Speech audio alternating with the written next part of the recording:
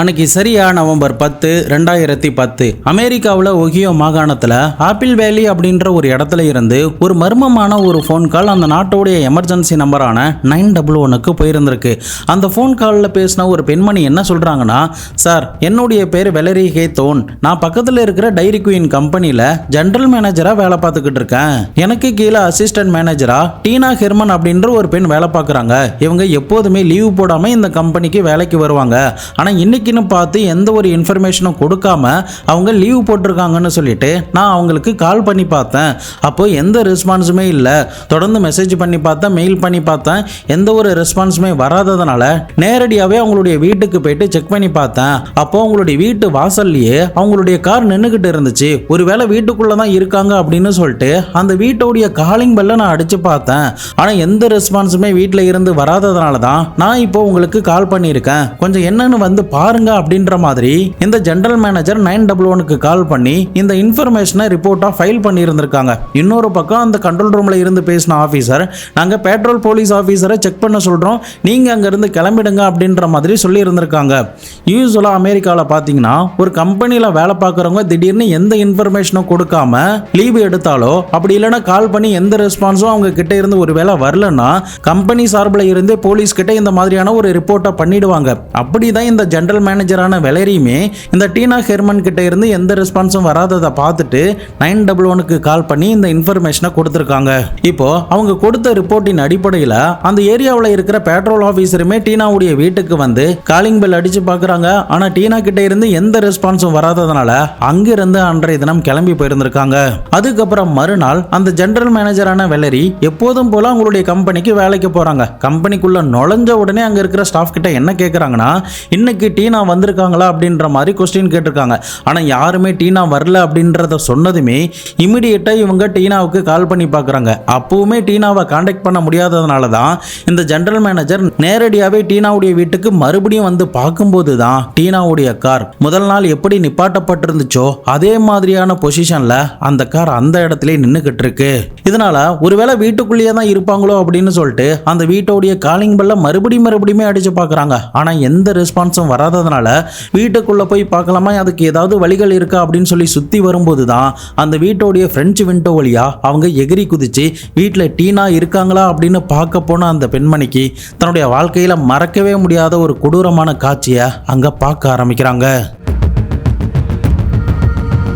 அன்றைய தினம் அவங்க பார்த்தது என்னன்னா, அந்த வீட்டில் பெட்ரூம், பாத்ரூம், ஹால் அப்படின்னு எல்லா இடங்களிலுமே கொடூரமான முறையில் ரத்தத்தை ஸ்ப்ரே பண்ணா அப்படி இல்லைன்னா தண்ணி ஊற்றி விட்டா எந்த மாதிரி இருக்குமோ அந்த மாதிரி கொடூரமான முறையில் ரத்த சகதியோட அந்த கிரைம் சீனை பார்த்துட்டு இந்த வெலரிக்கு என்ன பண்ணுறதுன்னு தெரியாமல் மறுபடியுமே 911க்கு கால் பண்ணுறாங்க. அப்போ 911க்கு கால் பண்ணி இந்த வெலரி என்ன சொல்கிறாங்கன்னா, சார் நேத்தி கூட நான் இன்ஃபர்மேஷன்லாம் கொடுத்தேன்ல, அதே இடத்துல இருந்து தான் நான் பேசுகிறேன் அப்படின்னு சொல்லும்போது அப்போது அந்த மறுபக்கத்தில் இருந்த கண்ட்ரோல் ரூம் ஆஃபீஸர் என்ன சொல்கிறாருன்னா, நான் இப்போ தான் ஷிஃப்ட்டுக்கு புதுசாக வந்திருக்கேன், அதனால் நீங்கள் மறுபடியுமே நடந்த விஷயங்கள் சொல்லுங்கள் அப்படின்னு சொல்லும்போது தான் இந்த ஜெனரல் மேனேஜரான வெலரி ஆரம்பத்தில் இருந்தே நடந்த விஷயங்கள் எல்லாத்தையுமே ஒன்று விடாமல் அந்த ஆஃபீஸர் கிட்ட இது எல்லாத்தையுமே சொல்லியிருக்காங்க. நீங்கள் எதுவும் பதட்டப்படாமனா வீட்டில் இருந்து வெளியிட வந்துருங்க, நான் சீக்கிரமாகவே எமர்ஜென்சி ஃபோர்ஸை அனுப்பி வைக்கிறேன் அப்படின்னு சொல்லிட்டு அந்த ஃபோன் கால் கட் பண்ணப்பட்டிருந்திருக்கு. போலீஸ் ஆஃபீஸருமே கொஞ்ச நேரத்தில் சம்பவ இடத்துக்கு வந்து அந்த வீட்டை திறந்துட்டு கம்ப்ளீட்டாக பார்க்கும்போது தான் இந்த ஜெனரல் மேனேஜர் சொன்ன மாதிரியே ஒரே ரத்த சகதிகளாக இருந்திருக்கு. மேற்கொண்டு டீனாவை பற்றி விசாரணை பண்ணும்போது அவங்களுக்கு 13 வயதில் சாரா மெனாட் அப்படின்ற ஒரு மகளும் 10 வயதில் கோடி மெனாட் அப்படின்ற ஒரு மகனும் இருக்காங்க. அவங்களுமே எங்கே போனாங்கன்னு தெரியல அப்படின்ற மாதிரி தெரிய வர ஆரம்பிக்குது. இதனால அந்த 2 பிள்ளைகளை பற்றி விசாரணை பண்ணும்போதும் இந்த 2 பேருமே 2 நாட்களாக ஸ்கூல் வரல அப்படின்ற ஒரு இன்ஃபர்மேஷனும் தெரிய வர ஆரம்பிக்குது. இது கூடவே டீனாவுடைய 41 வயது இருந்த ஸ்டெஃபினி அப்படின்ற ஒரு பெண் தோழியுமே டீனாவை தான் கடைசியா பார்க்க வந்தாங்க, அந்த நேரத்தில் காணாம போயிட்டாங்க அப்படின்ற மாதிரி இந்த ஸ்டெஃபினியோடைய கணவருமே போலீஸ் கிட்ட ஒரு தகவலை கொடுத்திருந்திருக்காரு. ஸோ இதெல்லாம் வச்சு பார்க்கும்போது இந்த 4 பேருமே ஒரே நேரத்தில் காணாம போயிருந்திருக்காங்க. ஆனால் அவர்களை பத்திர எந்த தடயமுமே அந்த வீட்டில் இருந்து கிடைக்கவே இல்லை.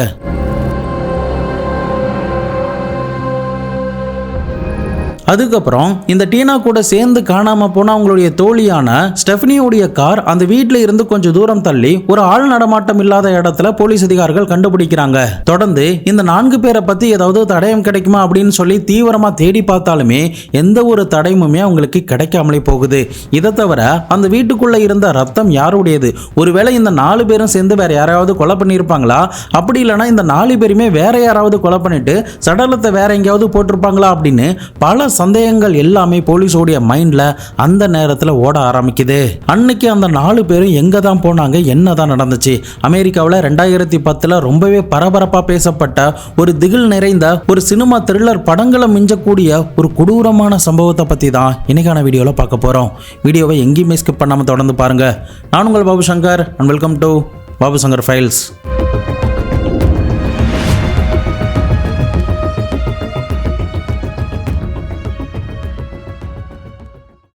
யூடியூப்ல உங்களுக்கு நோட்டிஃபிகேஷன் சரியா வரலனா நம்ம சேனலுக்காக உருவாக்கப்பட்ட டெலிகிராம் சேனல், வாட்ஸ்அப் சேனல்ல ஜாயின் பண்ணிக்கோங்க. இங்க வீடியோ ரிலீஸ் ஆனதுமே நாங்கள் அப்டேட் பண்ணிடுவோம். ஸோ நீங்கள் எந்த வீடியோவுமே மிஸ் பண்ணாமல் பார்க்கலாம்.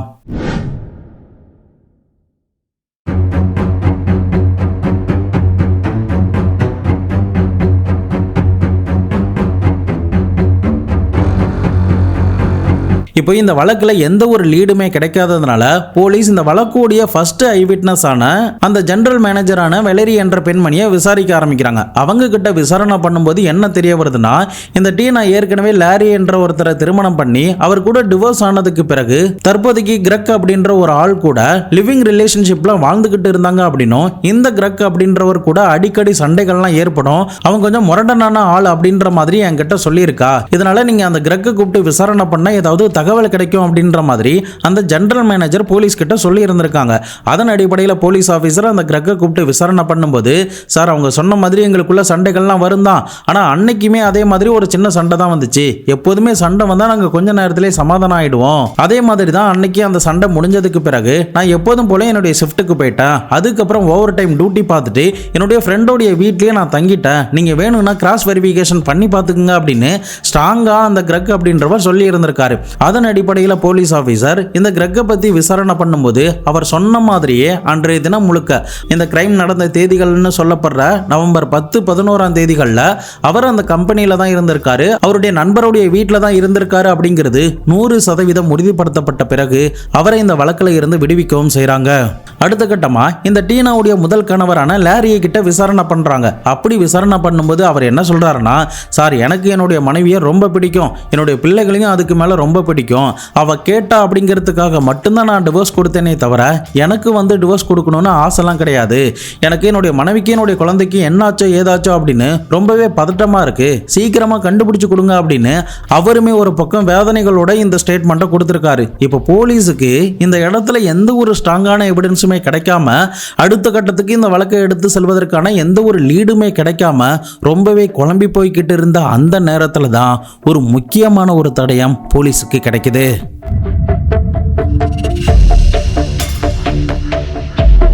டீனா கூட சம்பந்தப்பட்ட இந்த 2 ஆண்கள் கிட்ட விசாரிச்சதுக்கு பிறகு எந்த எவிடன்ஸும் கிடைக்காததுனாலையும், இன்னொரு பக்கம் டீனாவுக்கு எந்த எதிரிகள் இல்லை அப்படிங்கிறது உறுதிப்படுத்தப்பட்டதுனால டீனாவுடைய வீட்டை மறுபடியுமே சர்ச் பண்ணலாம் அப்படின்னு சொல்லிட்டு போலீஸோடைய டீம் போயிருந்திருக்காங்க. அப்படி போகும்போது தான் அந்த வீட்டுடைய பேஸ்மெண்ட்டுக்கு கீழே ஒரு கார்பேஜ் பேக்கை கண்டுபிடிக்கிறாங்க. அது கூடவே வால்மார்ட்ல சில பொருட்களை வாங்கின மாதிரியான சில பில்லையுமே அவங்க மீட்டெடுக்கிறாங்க. அந்த பில்லை பார்க்கும்போதும் இந்த கார்பேஜ் பேக்கை பார்க்கும்போதும் எல்லா நேமுமே பர்ஃபெக்டா மேட்ச் ஆகியிருந்திருக்கு. அடுத்த கட்டமா போலீஸ் அந்த பேஸ்மெண்ட்ல இருந்து கிடைச்ச அந்த பில்லை எடுத்துக்கிட்டு பக்கத்துல இருக்கிற அந்த வால்மார்ட்டுக்கு போறாங்க. அந்த வால்மார்ட்ல இந்த பில்ல என்ன டைமிங் மென்ஷன் பண்ணப்பட்டிருக்கோ அந்த டைமிங்ல யாரு என்ன பொருள் வாங்கியிருக்கா அப்படின்னு சொல்லி செக் பண்றாங்க. அப்படி செக் பண்ணி பார்க்கும்போது ஒரு ஆள் அந்த கேஷ் கவுண்டர் கிட்ட கொடுக்கறான். அப்போ அவன் என்னென்ன பொருட்கள்லாம் வாங்கினானோ அது எல்லாமே இந்த பில்ல இருக்கிறது கூட பக்காவா மேட்ச் ஆகி இருந்திருக்கு. இதனால அவனுடைய மொத்த ஆக்டிவிட்டியுமே அந்த வால்மார்ட்டை சுத்தி இருக்கிற சிசிடிவி காட்சிகளை செக் பண்ணி பார்க்கும்போது கண்டுபிடிக்க ஆரம்பிக்கிறாங்க. ஆரம்பிக்கிறாங்க. இறுதியா இவனை பத்தின தகவல் எல்லாம் தெரிய வந்ததுமே சுத்து வட்டாரத்தில் இருக்கிற போலீஸ் ஸ்டேஷனுக்குமே இந்த மொத்த டீட்டெயிலுமே அனுப்பி வைக்கிறாங்க. அப்படி அனுப்பி வைக்கப்பட்ட அந்த டீட்டெயில என்ன இருந்திருக்குன்னா, இவனுக்கு 25 இருந்து 45 வயதுக்குள்ள இருக்கும், பிரவுன் கலர்ல தலைமுடி இருக்கிற ஒரு அமெரிக்கன்.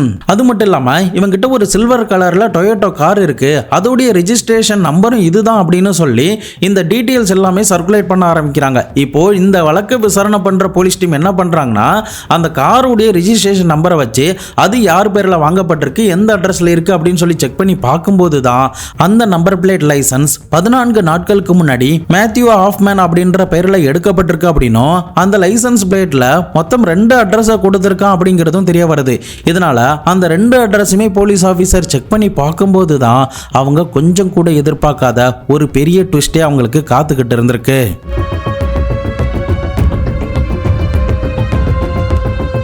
அந்த லைசன்ஸை செக் பண்ணி பார்த்ததுல ஒரு அட்ரஸ் வந்து இந்த காணாம போன டீனாவுடைய வீட்டில் இருந்து 10 கிலோமீட்டர் தள்ளி இருக்கிற மவுண்ட் வெர்னன் அப்படின்ற பகுதி கிட்ட இருந்திருக்கு. இன்னொரு அட்ரஸை செக் பண்ணி பார்க்கும்போது தான் டீனாவுடைய வீட்டில் இருந்து வெறும் 600 மீட்டர் தொலைவிலேயே தான் அந்த வீடு இருந்திருக்கு. அட்ரஸ் கிடைச்சதுமே போலீஸ் டீம் இமிடியேட்டா என்ன பண்றாங்கன்னா, டீனாவுடைய வீட்டில் இருந்து 600 மீட்டர் தள்ளி இருக்கிற அந்த வீட்டுக்கு போய் செக் பண்ணி பார்க்கும்போது அந்த வீட்டில் இந்த மேத்யூவோடைய அம்மாவான பத்தீசா மட்டும்தான் தனியா வாழ்ந்துகிட்டு வராங்க அப்படிங்கிறது தெரிய வருது. இன்னொரு பக்கம் போலீஸுக்கு என்ன ஒரு முக்கியமான தகவல் கிடைக்குதுன்னா, இந்த டீனா காணாம போன நவம்பர் 10ஆம் தேதி போலீஸோடைய பெட்ரோல் ஆபீசர் இவனை ஒரு இடத்துல நிப்பாட்டி விசாரிச்சிருக்காங்க அப்படின்னும், சந்தேகப்படுற மாதிரி எந்த தடையும் இல்லாததுனால அவனை விட்டுருக்காங்க அப்படின்ற ஒரு தகவலும் தெரிய வர ஆரம்பிக்குது. இதை தவிர இந்த சம்பவம் நடப்பதற்கு ஒரு மாதத்துக்கு முன்னாடி தான் இவனுடைய கேர்ள் ஃப்ரெண்டையே பிரேக்கப் பண்ணி இருந்திருக்கான். அதுக்கான காரணம் அந்த கேர்ள் ஃப்ரெண்டை இவன் பயங்கரமா அடிச்சிருக்கான், கழுத்தை நெரிச்சு கொலை பண்ண பார்த்திருக்கான். அதன் அடிப்படையில் அந்த கேர்ள் ஃப்ரெண்ட் வந்து பக்கத்துல போலீஸ் ஸ்டேஷன்ல ஒரு கம்ப்ளைண்ட்டை ரிஜிஸ்டர் பண்ணியிருக்காங்க. அந்த ரிஜிஸ்டர்ல இருந்த நம்பரை எடுத்து அந்த கேர்ள் ஃப்ரெண்ட் கிட்ட விசாரணை பண்ணும்போது தான் அவன் கூட பேசி ரொம்ப நாட்கள் ஆகுது, அவன் அவனுடைய அம்மாவை விட்டு தனியா பிரிஞ்சு தான் வாழ்ந்துகிட்டு இருக்கான். அதே சமயம் அவன் மரங்களை ட்ரிம் பண்ணக்கூடிய ஒரு கம்பெனில தான் வேலை பார்க்கறான். அங்க இருக்கிற ஒரு சூப்பர்வைசர் கூட இவனுக்கு சண்டை ஏற்பட்டதுனால அவர்கிட்ட சண்டை போட்டுட்டு வேலைக்கு கூட போகாம இப்ப வீட்லயே தான் இருக்கான் அப்படின்ற மாதிரியான ஒரு தகவலும் அந்த கேர்ள் ஃப்ரெண்ட் மூலியமா தெரிய வர ஆரம்பிக்குது. அதன் அடிப்படையில் தான் அடுத்த கட்டமா அந்த 2வது அட்ரஸ் ஆன மேத்யூவோடைய வீட்டுக்கு வராங்க. அப்படி வந்து பார்க்கும்போது வீடு உள் பக்கமா லாக் பண்ணப்பட்டிருக்கு. இருந்தாலுமே போலீஸ் ஆபீசர் ஃபோர்ஸ் பண்ணி அந்த வீட்டை உடைச்சிட்டு உள்ள போய் பார்க்கும்போது மேத்யூ அங்க இருக்கிற சோஃபால நிம்மதியா படுத்து தூங்கிக்கிட்டு இருக்கான். உடனடியாக அங்க இருந்த ஆபீசர் அவனை எழுப்பி விட்டு ஓரமா நிக்க வச்சு அந்த வீட்டை கம்ப்ளீட்டா சோதனை பண்ணும்போது தான் அவங்களுடைய வாழ்க்கையில மறக்கவே முடியாத பல மர்மமான விஷயங்களை அந்த வீட்டுக்குள்ள பார்க்கறாங்க. அப்படி அவங்க ஷாக் ஆகிற அளவுக்கு அந்த வீட்டில் என்ன பார்த்தாங்கன்னா, குவியல் குவியலா மரங்களுடைய இலைகளை மூட்டைகளா கட்டி அந்த இடத்துல ஒண்ணு மேல ஒன்னா பல மூட்டைகளை அடுக்கி வச்சிருக்கான். அந்த நேரத்தில் வழக்க விசாரணை பண்ற ஆபீசருக்குமே என்ன தோணுச்சுன்னா, ஒருவேளை இவன் பல பேரை கொலை பண்ணிட்டு இந்த மூட்டைக்குள்ள கட்டி வச்சிருப்பானோ, அப்படி இல்லைன்னா இந்த இலைகள் எல்லாம் மூட்டைகளா கட்டி வச்சுட்டு போலீஸுக்கு ஏதாவது டிராப் வச்சிருக்கானோ அப்படின்ற சந்தேகத்தோட தான் போலீஸ் ஆபீசர் அந்த ஒவ்வொரு மூட்டையுமா செக் பண்ணி பார்க்கும்போது அது எல்லாமே வெறும் மர இலைகளா இருந்திருக்கு. தொடர்ந்து மேத்யூவோடைய பாத்ரூமுக்கு போற வழியில இதே மாதிரி நிறைய இலைகளுடைய மூட்டைகள் அடுக்கி வைக்கப்பட்டிருக்கு. அதெல்லாம் விளக்கிட்டு உள்ள போய் பார்க்கும்போது இவன் கஞ்சா செடி வளர்க்கறதுக்கு முயற்சிகள்லாம் பண்ணிக்கிட்டு இருந்திருக்கான். தொடர்ந்து அந்த வீட்டை கம்ப்ளீட்டா சோதனை பண்ணும்போது காணாம போன டீனாவுடைய தோழியான ஸ்டெஃபனி, டீனாவுடைய பிள்ளைகள் 2 பேர் அப்படின்னு யாருமே அங்க இருந்ததற்கான எந்த ஒரு தடயங்களுமே கிடைக்கவே இல்லை. இப்படி தொடர்ந்து பல மணி நேரம் அவனுடைய வீட்டை செக் பண்ணிக்கிட்டே வந்த நேரத்துல தான் ஒரு ஆபீசர் மட்டும் ஒரு இடத்துல பீரோ மர்மமான பொசிஷன்ல இருக்கிறத பார்த்துட்டு இமிடியேட்டா அதை விளக்கிட்டு பார்க்கறாரு. அப்போதான் அந்த வீட்டுக்குன்னு ஒரு பேஸ்மெண்ட் இருக்கிறத கண்டுபிடிக்கிறாரு. உடனடியாக சக ஆபீசர் கிட்ட எல்லாம் சொல்லி அவங்க கூட சேர்ந்து அந்த பேஸ்மெண்ட்டுக்கு கீழே இறங்கி போகும்போது தான் டீனாவுடைய 13 வயது மகளான சாரா கைகால்கள்லாம் கயிறால கட்டப்பட்ட நிலையில, வாயில டேப்லாம் ஒட்டப்பட்ட நிலையில, இலைகளை ஒரு மெத்த மாதிரி போட்டு அந்த இடத்துல படுக்க வச்சிருக்கிறத பார்த்ததுமே போலீஸ் இமிடியேட்டா அந்த பொண்ணு கிட்ட போயிட்டு, நாங்க போலீஸ் வந்திருக்கோம், நீங்க பயப்பட வேண்டாம், நாங்க உங்களை காப்பாத்திட்டோம் அப்படின்ற மாதிரி ஆறுதல்லாம் சொல்றாங்க. ஆனா ரொம்பவும் மயக்கத்திலையும் அரை தூக்கத்திலையும் இருந்த அந்த பொண்ணு என்ன சொல்றான்னா, நான் ஸ்கூலுக்கு போகணும், எனக்கு லேட் ஆயிடுச்சு, என்னை சீக்கிரமா இங்க இருந்து அழைச்சிட்டு போங்க அப்படின்ற மாதிரி சொல்லி இருந்திருக்காங்க. பட் அந்த பொண்ணுடைய சுச்சுவேஷனை புரிஞ்சுக்கிட்ட போலீஸ் ஆபீசர் இமிடியேட்டா ஆம்புலன்ஸை வர வச்சு அந்த பொண்ணுக்கான முதலுதவி, அந்த பொண்ணுக்கான ட்ரீட்மெண்ட் எல்லாத்தையுமே பக்கத்துல இருக்கிற ஹாஸ்பிட்டலுக்கு அனுப்பி கொடுத்துருந்துருக்காங்க. அதுக்கப்புறம் அந்த பொண்ணு கொஞ்சம் தெளிஞ்சதுக்கு பிறகு அவங்க கிட்ட விசாரணை பண்ணும்போது தான் மொத்த அமெரிக்காவுமே மிரண்டு போற மாதிரியான ஒரு ஷாக்கிங்கான வாக்குமூலத்தை அவங்க கொடுக்குறாங்க.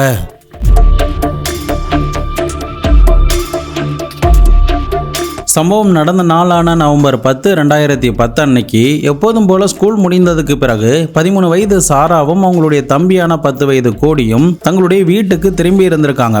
அந்த நேரத்தில் வீட்டுக்குள்ள திரும்பினதுமே அந்த வீட்டுக்குள்ள இருக்கிற ஒரு ஆள் வேகமாக துரத்திட்டு வந்ததாகவும் அந்த நேரத்தில் தன்னுடைய தம்பியாம பிடிச்சி கத்தியால கண்ணா பின்னான்னு குத்திட்டான். நான் மாடிக்கு ஓடி போனேன். அப்பவும் அந்த மர்ம மனிதன் விடாம என்னை துரத்திக்கிட்டே மாடிக்கு வந்துட்டான்.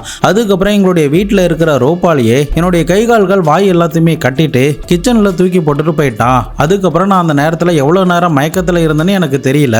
அதுக்கப்புறம் என்ன ஒரு பெட்ஷீட்ல சுத்திட்டு என்னுடைய அம்மாவுடைய தோழியான ஸ்டெஃபனியோடைய கார்ல தூக்கி போட்டுட்டு அங்கிருந்து கொஞ்சம் தூரம் டிராவல் பண்ணி போனான். அதுக்கப்புறம் ஸ்டெஃபனியோடைய காரை ஒரு இடத்துல நிப்பாட்டிட்டு அங்கிருந்து வேற ஒரு காருக்கு என்னை மாத்திட்டு இந்த வீட்டுக்கு அழைச்சிட்டு வந்து இந்த பேஸ்மெண்ட்ல போட்டுட்டான். அப்படி இந்த பேஸ்மெண்ட்குள்ள அடைக்கிறதுக்கு முன்னாடியே என்னுடைய விரலை ஒன்ன கட் பண்ணிட்டான். அதே சமயம் என்கிட்ட பல முறை தவறா பாலியல் ரீதியான துன்பங்கள் எல்லாமே கொடுத்தான். எனக்கு சாப்பாடோ தண்ணியோ பாத்ரூம் போறதுக்கோ எதுவுமே சரியா அவன் பண்ணல அப்படின்னு தனக்கு நடந்த விஷயங்கள் எல்லாத்தையுமே ஒண்ணு விடாம சாரா போலீஸ் கிட்ட சொல்லி இருந்திருக்காங்க. மேற்கொண்டு சாரா அவங்க கிட்ட என்னுடைய அம்மாவுக்கு என்னுடைய தம்பிக்கு என்னுடைய வீட்டு நாய்க்கு என்ன ஆச்சுன்னு அவங்க கிட்ட கேட்டேன். அவங்க கிட்ட இருந்து எந்த ஒரு பதில்களுமே வரல. மேற்கொண்டு என்ன கிறிஸ்துமஸ் அன்னைக்கு விட்டுடுவான்னு மட்டும் சொன்னா, மற்றபடி அவன் என்கிட்ட எந்த கான்வர்சேஷனுமே வச்சுக்கலன்னு சொல்லி இருந்திருக்காங்க. போலீஸ் அந்த 13 வயது சிறுமியோடைய வார்த்தைகள்ல உண்மை இருக்கிறத கண்டுபிடிச்சதுக்கு பிறகு இமிடியேட்டா அந்த பொண்ணை மருத்துவர்கள் வச்சு செக் பண்ணி பார்க்கும்போது சாரா சொன்ன மாதிரியே அவங்க பாலியல் ரீதியான துன்பங்களுக்கு உள்ளாக்கப்பட்டிருக்காங்க. அடுத்த கட்டமா ஏற்கனவே கஸ்டடியில் வச்சிருக்கிற அந்த மேத்யூ கிட்ட விசாரிக்க ஆரம்பிக்கிறாங்க. சாராவுக்கு நடந்த விஷயங்கள் எல்லாத்தையுமே அவங்க கிட்ட இருந்து எப்படியாவது வாயில இருந்து வாங்கணும். அதே சமயம் மீதம் இருக்கிற 3 பேருக்கும் என்ன நடந்துச்சு அப்படின்ற ஒரு மர்மம் மட்டும் தொடர்ந்து அவங்களுக்கு நீண்டுகிட்டே போறதுனால அவங்க கிட்ட இருந்து எப்படியாவது வார்த்தைகளை வாங்கிட முடியாதா அப்படின்னு சொல்லிட்டு அவங்க கிட்ட சில விஷயங்களை போட்டு வாங்குறாங்க. அவங்க கிட்ட லாபகமா பேசி அவனுக்கு இவங்க சப்போர்ட் பண்ற மாதிரியும் லாபகமா பேச ஆரம்பிக்கிறாங்க. தொடர்ந்து அவங்க கிட்ட என்ன நடந்துச்சுன்னு பல கொஸ்டின்லாம் கேட்டாலுமே அவங்க கிட்ட இருந்து எந்த ஒரு பதில்களுமே வராம அமைதியா தான் இருக்கான். இதனால அவன் மென்டலி கொஞ்சம் வீக்கா இருக்கான் அப்படிங்கிறது தெரிஞ்சதுமே யாராவது ஒரு சைக்கார்டிஸ்ட் இருந்தா நல்லா இருக்கும்னு சொல்லிட்டு கிறிஸ்ட் அப்படின்ற ஒரு லேடி சைக்கார்டிஸ்ட வர வச்சு அவங்க கிட்ட இவங்கள கொஸ்டின் கேட்க வச்சிருக்காங்க. இப்போ கிறிஸ் இந்த இன்வெஸ்டிகேஷனுக்குள்ள வந்ததுமே அவனை சோதனை பண்ண ஆரம்பிக்கிறாங்க. அப்படி சோதனை பண்ணும்போது தான் இவனுக்கு ஆன்டி சோசியல் பர்சனல் டிசார்டர் அப்படின்ற ஒரு மனநல நோய் இருக்கு அப்படிங்கிறத கண்டுபிடிச்சிடுறாங்க. அதுக்கப்புறம் தான் அவனுக்கு உண்டான சில ட்ரீட்மெண்ட்கள்லாம் பண்ணணும் அப்படின்னு சொல்லிட்டு அவங்க கிட்ட லாபகமா பேசி மீதம் இருக்கிற 3 பேருக்கு என்ன நடந்துச்சு அப்படின்னு கொஸ்டின் கேட்டாலும் கூட அவங்க கிட்ட இருந்து எந்த ஒரு பதில்களுமே வராமலே போகுது. இந்த மாதிரி டிசார்டர் இருக்கிறவங்க பயங்கரமா பொய் சொல்லுவாங்க, பயங்கரமா கோவப்படுத்துவாங்க, அடுத்தவங்களுடைய கஷ்டத்தை கூட அவங்க புரிஞ்சுக்க மாட்டாங்க. இதை தவிர அவங்க எந்த ஒரு ரூல்ஸ் அண்ட் ரெகுலேஷனுமே ஃபாலோ பண்ண மாட்டாங்க. அப்படிப்பட்ட ஒரு மனநோய் தான் இந்த மேத்யூக்கு வந்திருக்குன்னு அந்த லேடி சைக்கார்டிஸ்ட் போலீஸ் கிட்ட சொல்லி இருந்திருக்காங்க. தொடர்ந்து போலீஸ் ஆபீசர் அவங்க கிட்ட விசாரணை பண்ணாலும் எந்த ஒரு தடயங்களுமே கிடைக்காம இருந்த அந்த நேரத்துல தான் இந்த இன்வெஸ்டிகேஷன் ஸ்டார்ட் ஆகி 4 நாட்கள் கழித்து போலீஸ் ஆபீசர்லாம் இல்லாத ஒரு நேரத்துல இந்த லேடி சைக்கார்டிஸ்ட் கிட்ட நடந்த விஷயங்களை கொஞ்சம் சொல்ல ஆரம்பிக்கிறான். நான் சின்ன வயதில் கொலராடோ என்ற பகுதியில் தான் படித்தேன். அப்போது அங்கே இருக்கிற ஒரு வெக்கேஷன் ஹவுஸில், அதாவது சில பேர் வந்து வெக்கேஷன் மட்டும் வருவதற்காக ஒரு வீட்டை கட்டி வச்சுருப்பாங்க. வெக்கேஷன் வர தேதிகளில் மட்டும் வந்து தங்கிட்டு போவாங்க. மீத நாட்களில் வந்து அந்த வீட்டை வாடகைக்கு விட்டுருவாங்க. அப்படி இல்லைன்னா சும்மாவே தான் இருக்கும். அப்படிப்பட்ட ஒரு வெக்கேஷன் வீட்டில் நான் அந்த ஓனருக்கே தெரியாமல் போய் தங்கியிருந்தேன். அப்படி தங்கும்போது அந்த வீட்டுக்குள்ளே ஒரு பைக் இருந்துச்சு. அந்த பைக் எனக்கு ரொம்ப பிடிக்குங்கிறதுனால அந்த பைக்கை எப்படியாவது ஆட்டையை போடணுங்கிறதுக்காக என்ன பண்ணால் அதில் நம்ம ஆட்டையை போட்டு இதுல இருந்து மாட்டிக்க மாட்டோம் அப்படின்ற மாதிரி நான் யோசிச்சேன். அதன் அடிப்படையில் தான் ஒரு நாள் வந்து இந்த பைக்கை திருடிட்டு அந்த வீட்டை கொளுத்தி விட்டுட்டேன். அப்போதான் எந்த க்ளூவுமே கிடைக்காது அப்படின்னு நான் நினைச்சேன். ஆனா சீக்கிரமாவே நான் போலீஸ் கிட்ட மாட்டிக்கிட்டேன். அதுக்கப்புறம் கொஞ்ச நாட்கள்ல நான் பரோல்ல வெளியில வந்து அதுக்கப்புறம் என்னுடைய அம்மா கூட இந்த ஒகியோ என்ற மாகாணத்துக்கு வந்துட்டேன் அப்படின்னும் இதுதான் நான் பண்ண முதல் தப்பு அப்படின்ற மாதிரி அவன் சொல்லி இருந்திருக்கான். அதுக்கப்புறம் நான் 2வதா பண்ண தப்புனா அது இது மட்டும்தான் அப்படின்னு சொல்லி இருந்திருக்கான். ஆனா என்ன தப்பு அப்படின்ற எந்த விஷயத்தையுமே அவன் டீட்டெயிலா அந்த லேடி சைக்கார்டிஸ்ட் கிட்ட சொல்லவே இல்லை. அதுக்கப்புறம் ஒரு நாள் இவனுக்கு பயங்கரமான ஒரு கனவுகள் வந்ததாகவும் அந்த கனவுல மூட்டை மூட்டைகளா இலைகளுக்குள்ள பல மனித சடங்கள்ல கட்டி வச்சிருக்கிற மாதிரி கனவுகள்லாம் வந்ததாகவும் இதனால என்னை சீக்கிரமாவே புல்லட்டால சுட்டு கொலை பண்ணிடுங்க, எனக்கு இந்த மாதிரி கனவுகள் வர்றது ரொம்பவே பிரச்சனையா இருக்கு அப்படின்ற மாதிரிலாம் டிராமா நடத்தி இருந்திருக்கான். அப்போ போலீஸ் ஆபீசருமே என்ன சொல்றாங்கன்னா, இப்போ உனக்கு எதிராக எல்லா சாட்சிகளும் இருக்கிறதுனால கண்டிப்பா நீ ஜெயிலுக்கு போயிடுவ, உனக்காக வாதிட வர வக்கீலாலுமே உன்னை காப்பாற்ற முடியாது, நீ கண்டிப்பா ஜெயிலுக்கு தான் போவ. ஆனா இதுல இருந்து எங்களால உனக்கு ஏதாவது உதவி பண்ண முடியும். உன்னுடைய மரண தண்டனையை எங்களால குறைச்சி வாங்கி தர முடியும். அதே சமயம் உன்னுடைய ஜெயில் தண்டனையுமே எங்களால கம்மி பண்ண முடியும். அதனால நீ அந்த 3 பேரையும் எங்க வச்சிருக்க அப்படின்றத மட்டும் சொல்லு அப்படின்ற மாதிரி போலீஸ் ரெக்வஸ்டா அவங்க கிட்ட கேட்டு இருந்திருக்காங்க. அதே சமயம் என்ன சொல்றாங்கன்னா, உன்னை பத்தின எல்லா டீட்டெயிலுமே தெரியும். உன்னுடைய அப்பா அம்மா உனக்கு 3 வயது இருக்கிற நேரத்திலேயே டிவோர்ஸ் வாங்கிட்டு பிரிஞ்சுட்டு போயிட்டாங்க. நீ உன்னுடைய அம்மா கூட தான் வாழ்ந்துகிட்டு வந்த. ஆனாலுமே நீ உன்னுடைய அம்மா கூட வாழாம தனியா தான் இப்போதைக்கு வாழ்ந்துகிட்டு இருக்க. உனக்குன்னு ஹெல்ப் பண்ண எங்களை விட்டா வேற யாருமே கிடையாது. அதனால நீ கண்டிப்பா எங்களுக்கு கோஆபரேட் பண்ணி தான் ஆகணும் அப்படின்னு சொன்னதுக்கு பிறகுதான் சரியா நவம்பர் 18ஆம் தேதி ஒரு 10 பக்கம் இருக்கிற பேஜ்ல என்னென்ன விஷயங்கள்லாம் நடந்துச்சோ அதை எல்லாத்தையுமே எழுதி போலீஸ் கிட்ட கொடுத்திருந்திருக்கான். அப்படி அந்த லெட்டருக்குள்ள என்ன இருந்துச்சுன்னா, சம்பவம் நடக்க போறதுக்கு ஒரு சில நாட்களுக்கு முன்னாடியே டீனாவுடைய வீட்டை பக்கத்துல இருக்கிற காட்டுல இருந்து நீண்ட நேரமா நோட் பண்ணிக்கிட்டு இருந்ததாகவும், அதுக்கப்புறம் சரியா நவம்பர் 10ஆம் தேதி எல்லாருமே வீட்டை விட்டு கிளம்பி போனதுக்கு பிறகு அந்த வீட்டுக்குள்ள இவன் நுழைஞ்சு அங்க இருக்கிற பொருட்களை திருடுறதுக்கு முயற்சி பண்ணி இருந்திருக்கான். அதுக்கப்புறம் திடீர்னு டீனாவும் அவங்களுடைய ஃப்ரெண்டான ஸ்டெஃபனியும் யதார்த்தமா வீட்டுக்குள்ள வந்திருக்காங்க. அப்போ இவன் வீட்டுக்குள்ள இருக்கிறத பார்த்துட்டு அந்த 2 லேடிஸுமே கத்தியிருக்காங்க. அதனால பதட்டத்துல என்ன பண்ண ஏது பண்ண அவங்களை எப்படி கொலை பண்ண அப்படின்ற எதுவுமே என்னுடைய ஞாபகத்துல இல்ல. அதுக்கப்புறம் கொஞ்ச நேரத்துல டீனாவுடைய மகளான சாராவும் டீனாவுடைய மகனான கோடியும் வந்துட்டாங்க. அப்போ கோடி வீட்டுக்குள்ள நுழைஞ்சதுமே என்னை பார்த்துட்டு கத்த ஆரம்பிச்சிட்டான். சாரா வந்து என்னை பார்த்துட்டு மாடிக்கு ஓட ஆரம்பிச்சிட்டாங்க. நான் கையில இருக்கிற கத்தியை எடுத்து இந்த கோடியை கண்ணாபின்னான்னு கத்தியால குத்திட்டேன். அதுக்கப்புறம் சாராவை அங்க இருக்கிற கைத்தால கட்டிட்டு கிச்சன்ல தூக்கி போட்டுட்டேன். ஆனா வீட்டுக்குள்ள இருந்தா அந்த நாய் மட்டும் தொடர்ந்து கத்திக்கிட்டே இருந்துச்சு. ஒருவேளை எங்க நம்மளை ஏதாவது மாட்டி விட்டுருமோ அப்படின்னு சொல்லிட்டு அந்த நாயுமே கத்தியால குத்தி கொலை பண்ணிட்டேன். அதுக்கப்புறம் எப்படி இதுல இருந்து தப்பிக்கிறது, கண்டிப்பா போலீஸ்ல மாட்டிப்போமோ அப்படின்ற ஒரு பயம் தான் எனக்கு வந்துச்சு. அப்போதான் நான் ஏற்கனவே அந்த வெக்கேஷன் வீட்டை கொளுத்தினால அந்த விஷயம் வந்து எனக்கு ஞாபகம் வந்துச்சு. அதே மாதிரி இந்த வீட்டையும் கொளுத்தி விட்டுட்டா போலீஸுக்கு எந்த க்ளூவுமே கிடைக்காது, நம்ம ஈஸியா இதுல இருந்து தப்பிச்சிடலாம்னு நினைச்சுதான் என்னுடைய காரை எடுத்துக்கிட்டு டீனாவுடைய வீட்டில் இருந்து பக்கத்துல இருக்கிற பெட்ரோல் பங்க்கு போனேன். ஆனா அந்த நேரத்துல தான் போலீஸ் ஆபீசர் என்னை வழிமறைச்சு விசாரிக்க ஆரம்பிச்சாங்க. ஆனா என்கிட்ட சந்தேகப்படுற மாதிரி எந்த பொருளும் இல்லாததுனால என்ன அங்கிருந்து அனுப்பிட்டாங்க. அதுக்கப்புறம் என்ன பண்றதுன்னு தெரியாம டீனாவுடைய வீட்டுக்கு நான் திரும்பி வந்துட்டேன். அங்கேயும் எனக்கு ஒரே குழப்பமா இருந்ததுனால தான் பக்கத்துல இருக்கிற வால்மார்ட்டுக்கு போயிட்டு அங்க தேவையான கத்தி, கார்பேஜ் பேக் முதற்கொண்டு எல்லாத்தையுமே வாங்கிக்கிட்டு நான் வீட்டுக்கு வந்தேன். அதுக்கப்புறம் தான் எல்லாருடைய சடலத்தையும் பாத்ரூம்ல வச்சு துண்டு துண்டா வெட்டி அது எல்லாத்தையுமே பேக் பண்ணிக்கிட்டேன். அதுக்கப்புறம் அதை எல்லாத்தையுமே இந்த ஸ்டெஃபனியோடைய காருக்குள்ள போட்டுட்டு இந்த டீனாவுடைய மகளான 13 வயது இருந்த சாராவுமே அந்த காருக்குள்ள போட்டுட்டு பக்கத்துல என்னுடைய காரை நிப்பாட்டி வச்சிருக்கிற இடத்துக்கு போயிட்டு அங்க இது எல்லாத்தையுமே அப்படியே ஷிஃப்ட் பண்ணிட்டேன். அதுக்கப்புறம் என்னுடைய காரை எடுத்துக்கிட்டு சாராவுமே என்னுடைய வீட்டுக்கு அழைச்சிட்டு வந்துட்டேன். அதுக்கப்புறம் தான் அவளை என்னுடைய வீட்டுடைய பேஸ்மெண்ட்ல அடைச்சி அவளுக்கு தேவையான சாப்பாடு, பர்கர், டிவி, வீடியோ கேம் அப்படின்னு எல்லாமே ரெடி பண்ணி கொடுத்தேன். மற்றபடி நான் அவளை எந்த தொந்தரவுகளுமே பண்ணவே இல்லை அப்படின்னு அந்த லெட்டர்ல டீட்டெயிலா எழுதி இருந்திருக்கான். பட் அந்த லெட்டரை படிச்சு பார்த்ததுமே போலீஸ் ஆஃபீஸருக்கு ஸ்டெஃபனியோடைய கார் ஏன் அந்த தூரமா இருந்து கிடைச்சது அப்படிங்கிறது தெளிவாக ஆரம்பிச்சிருச்சு. ஆனா ஸ்டெஃபனியோடைய சடலமா இருக்கட்டும், டீனாவுடைய சடலமா இருக்கட்டும், டீனா மகனுடைய சடலமா இருக்கட்டும், அந்த நாயுடைய சடலமா இருக்கட்டும், இந்த 4 பேருடைய சடலத்தையும் எங்க வச்சிருக்கான் அப்படின்ற எந்த டீட்டெயிலுமே அந்த நோட்ஸ்ல மென்ஷன் பண்ணவே இல்லை. இதை தவிர அந்த சாரா கிட்ட இவன் நல்ல விதமா நடந்துகிட்ட மாதிரி தான் சொல்லி இருந்திருக்கான். ஆனா மெடிக்கல் ரிப்போர்ட் படி அந்த பொண்ணு கிட்ட தவறா நடந்த விஷயங்கள் எல்லாமே ஆதாரமா மாறி இருக்கு.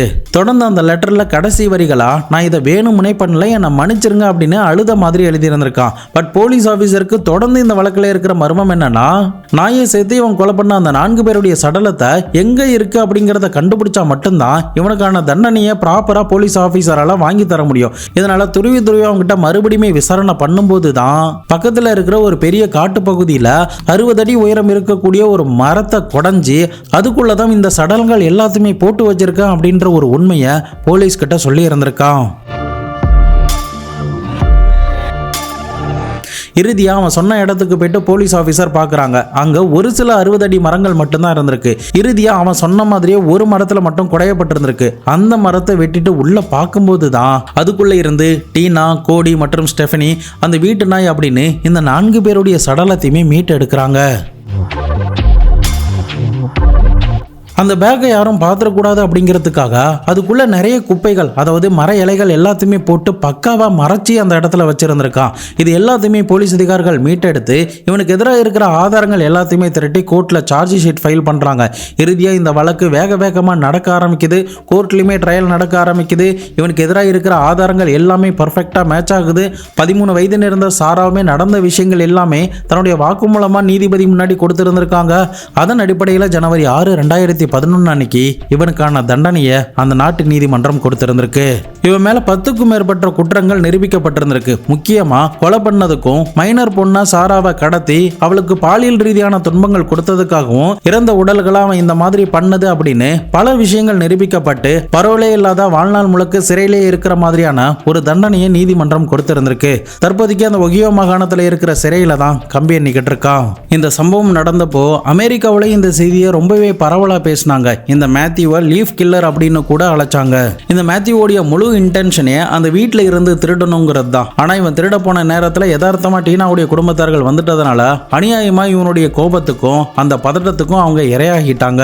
இவனுடைய இந்த சுயநலத்துக்காக, இவனுக்கு வேண்டிய பொருட்களை திருடணும் அப்படின்ற ஒரு சுயநலத்துக்காக எந்தவித தவறுமே பண்ணாத அப்பாவிகளான டீனா, அவங்களுடைய குழந்தைகள், அவங்களுடைய ஃப்ரெண்டான ஸ்டெஃபனி மற்றும் அந்த வீட்டு நாய் அப்படின்னு இந்த 4 உயிர்களை அநியாயமா இவன் எடுத்திருந்திருக்கான். நீங்கள் நிறைய கேஸில் மரண தண்டனையை விட ஆயுள் தண்டனை தான் நிறைய அளவுக்கு கொடுப்பாங்க. முக்கியமாக அமெரிக்க வழக்குகள்லாம் பார்த்தீங்கன்னா ஆயுள் தண்டனை வந்து 30 வருடம், 40 வருடம், ஏன் வாழ்நாள் சிறை தண்டனை அப்படின்ற மாதிரி தான் நிறைய கொடுப்பாங்க.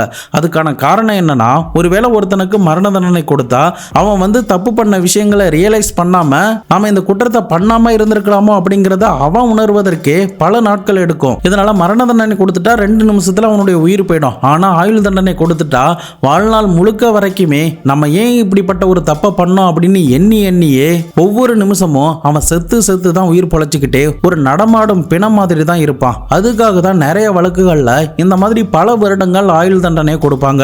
அதே மாதிரி தான் இந்த வழக்குலையுமே மேத்யூ தான் பண்ண தப்ப கண்டிப்பா உணர்ந்திருந்திருப்பான். கொலை எந்த ஒரு விஷயத்துக்குமே தீர்வை கொடுக்காது அப்படிங்கிறத நிச்சயமா இவனுடைய சம்பவத்தின் மூலமா நம்மளால தெரிஞ்சுக்க முடியும். அவங்க கிட்ட இருந்து உயிர் தப்புனா சாரா மட்டும் தற்போதைக்கு அவங்க அப்பா கூட வாழ்ந்துகிட்டு வராங்க. அது மட்டும் இல்லாம ஒரு NGO ஒன்று உருவாக்கி இதே மாதிரி யாரெல்லாம் சிரமப்படுறாங்களோ அவங்களுக்கு எந்த ஒரு காஸ்ட்டுமே இல்லாம ஃப்ரீயாவே ஹெல்ப் பண்ணிக்கிட்டு வராங்க. நீங்க இந்த மேத்யூ பத்தி என்ன நினைக்கிறீங்க அப்படிங்கிறதையும், இந்த மேத்யூக்கு நீங்க என்ன தண்டனை கொடுப்பீங்க அப்படிங்கிறதையும், அவனுக்கு கொடுக்கப்பட்ட தண்டனையை பத்தி என்ன நினைக்கிறீங்க அப்படிங்கிறதையும் மறக்காம கமெண்ட் பாக்ஸ்ல சொல்லுங்க. இதை பத்தி உங்களுடைய நண்பர்களும் தெரிஞ்சுக்கணும்னு நினைச்சீங்கன்னா அவர்களுக்கும் ஷேர் பண்ணி விடுங்க. நாளை மறுநாள் வேற ஒரு கிரைம் கேஸோட வேற ஒரு வீடியோல உங்களை வந்து சந்திக்கிறேன். அது வரைக்கும் உங்களிடமிருந்து விடைபெறுவது உங்கள் பாபு சங்கர்.